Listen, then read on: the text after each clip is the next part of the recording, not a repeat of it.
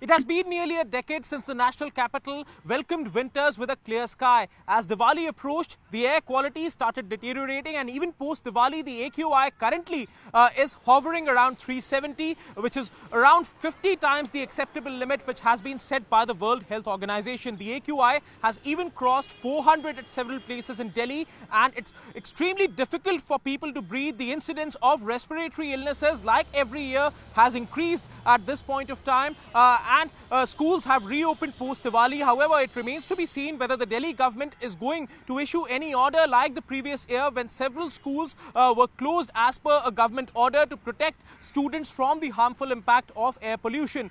Even as the Supreme Court reopened after Diwali, it took a dim view of the entire situation which has unfolded since the past couple of weeks. Not just the incidents of farm fires, of stubble burning in the states neighbouring the national capital, be it Punjab, Haryana and Uttar Pradesh.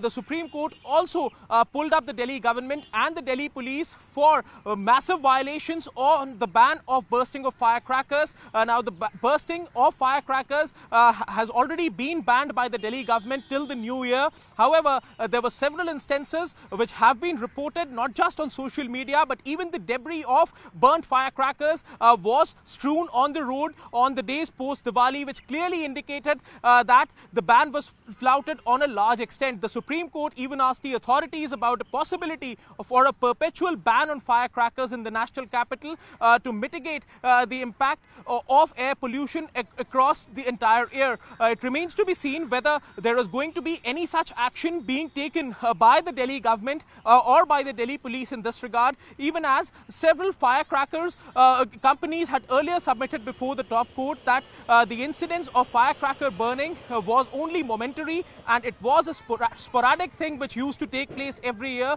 and they had earlier submitted before the top court that it does not really cause a huge spike in air pollution. Also, the incidence of stubble burning, the incidence may have decreased since the past few years. However, there are still several reports across states which are still coming in. They are streaming in, and despite action being taken by the central government and by several state governments, there are still instances of stubble burning, and several state governments and centre has also rolled out incentives for farmers to not burn stubble and rather convert stubble into something more profitable for farmers, to make it more profitable for them to not engage in stubble burning. It remains to be seen whether there is going to be any further order from the Supreme Court or any other high court in northern India as far as the incidence of stubble burning and pollution is concerned. Also, several industries and construction works are still carrying on, even as the Centre for Air Quality Management in Delhi and NCR had invoked the stage 2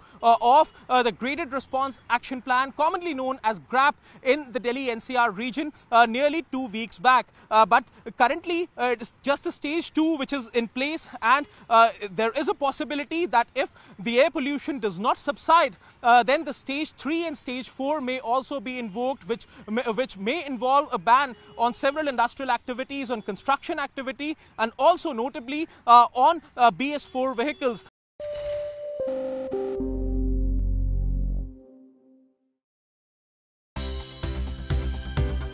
For more news and updates, all you need to do is follow CNBC TV 18 on all of our digital platforms.